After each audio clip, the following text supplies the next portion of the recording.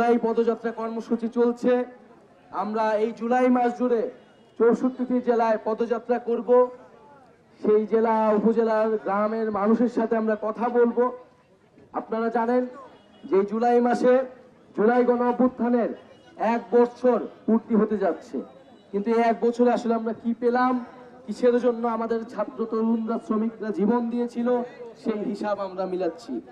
আমরা স্পষ্টভাবেই বলেছি যে এত বড় গণ অভ্যুত্থান, এত মানুষের রক্ত, এত আত্মত্যাগ আমরা কেবল ক্ষমতার দলের পরিবর্তনের মাধ্যমেই মেনে নেব না। আমাদেরকে অবশ্যই রাষ্ট্রের মৌলিক সংস্কার, মানুষের জীবনের পরিবর্তন, ভাগ্যের উন্নয়ন, দুর্নীতি, লুটপাট, চাঁদাবাজি ইত্যাদি অবশ্যই এই দেশ থেকে বন্ধ করতে হবে। যেই মাফিয়া রাষ্ট্র, যেই দুর্নীতিবাজ ব্যবসায়ী আমলারা তৈরি হয়েছিল শেখ হাসিনার আমলে, তারা এখনো রয়ে গেছে। ফলে তাদের বিরুদ্ধে সরকারকে অবশ্যই কঠোর হইতে হবে এবং জাতীয় নাগরিক পার্টি সেক্ষেত্রে এই ফ্যাসিবাদী যে ব্যবস্থা ছিল তার বিরুদ্ধে লড়াই চলমান রাখবে। আপনারা জানেন গত 50 বছরেও এই উত্তরবঙ্গের যে প্রান্তের জেলাগুলো রয়েছে, কুড়িগ্রাম, লালমনিরহাট, সেই জেলার কোনো বিশেষ উন্নয়ন হয় নাই। কিন্তু গত 16 বছর আমরা কেবল উন্নয়ন আর উন্নয়ন শুনছি। আমরা ভেবেছিলাম যে লালমনিরহাটে এসে দেখে আমরা সেই শেখ হাসিনার উন্নয়ন কিছুটা হলেও দেখতে পারবো, কিন্তু দুঃখের বিষয় আমরা দেখেছি যে লালমনিরহাটের অবস্থার তেমন কোনো পরিবর্তন হয় নাই। রাজা যায় রাজা আসে, কিন্তু লালমনিরহাটের মানুষের ভাগ্যের পরিবর্তন হয় না। কিন্তু আমরা মনে করি 24-এর গণ অভ্যুত্থান আমাদেরকে শিক্ষা দিয়েছে যে তরুণরা যদি রাজপথে নামে, সাধারণ মানুষ যদি রাজপথে নামে, ইনশাল্লাহ সবকিছুই আদায় করা সম্ভব। সেই আদায়ের লক্ষ্যেই জাতীয় নাগরিক পার্টি গঠিত হয়েছে। আমরা কুড়িগ্রামেও পথযাত্রা করেছি, আমরা সেখানেও বলেছি, আমরা তিস্তা প্রকল্পের কথা বলেছি, যেই তিস্তার জন্য আমার উত্তরবঙ্গের মানুষ, আমার উত্তরবঙ্গের কৃষকেরা তারা ফসল ফলাইতে পায় না। ভারত অন্যায্যভাবে আমাদের যে নদীর হিস্সা, সেই হিস্সা আমাদেরকে বুঝায় দেয় না। ইনশাল্লাহ জাতীয় নাগরিক পার্টির নেতৃত্বে খুবই শীঘ্রই নদী এবং সীমান্ত সুরক্ষা আন্দোলন শুরু হবে এবং আমাদের এই প্রান্তের এলাকার মানুষের নদীর অধিকার, সীমান্তে যে বেঁচে থাকার অধিকার, সেই অধিকার আমরা আদায় করে ছাড়বো ইনশাল্লাহ।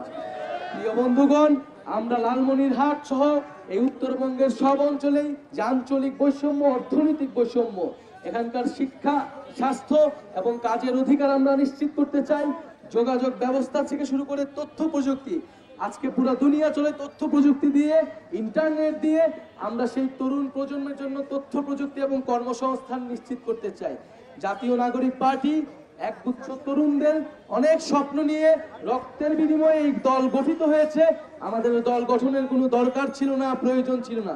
সময়ের প্রয়োজনে, বাংলাদেশের মানুষের আহ্বানে এবং এত এত শহীদের রক্তের যেই আত্মত্যাগ, সেটার ঋণ শোধ করতে আমাদেরকে এই দল গঠন করতে হয়েছে, যাতে আপনারাও বিকল্প নেতৃত্ব পান, আপনারাও একটা বিকল্প বেছে নিতে পারেন।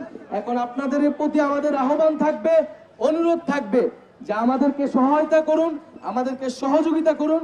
বাংলাদেশের তরুণরা যেই নতুন স্বপ্ন নিয়ে, নতুন সংস্কৃতি নিয়ে বাংলাদেশকে এগিয়ে নিয়ে যেতে যাচ্ছে, লালমনিরহাটকে এগিয়ে নিয়ে যেতে চাচ্ছে, সেই লড়াইয়ে আপনারা আমরা একসাথে থাকবো। এবং আগামীর বাংলাদেশে আমরা বলেছি যে বিচার সংস্কার এবং নতুন সংবিধানের মধ্য দিয়ে যেতে হবে। কেবল একতরফা নির্বাচন করা হলে, কোনো ধরনের সংস্কার না হলে আমরা জাতীয় নাগরিক পার্টি সেই নির্বাচনে অংশগ্রহণ করব না এবং সেই নির্বাচন জনগণের নির্বাচন হবে না। তাই একটি সুষ্ঠু নির্বাচন করতে হলেও মৌলিক সংস্কারের জন্য যে কার্যক্রম চলছে, জুলাই সনদ এই মাসে হওয়ার কথা, সেই সনদ আদায় করার জন্যই আমরা রাজপথে নেমেছি।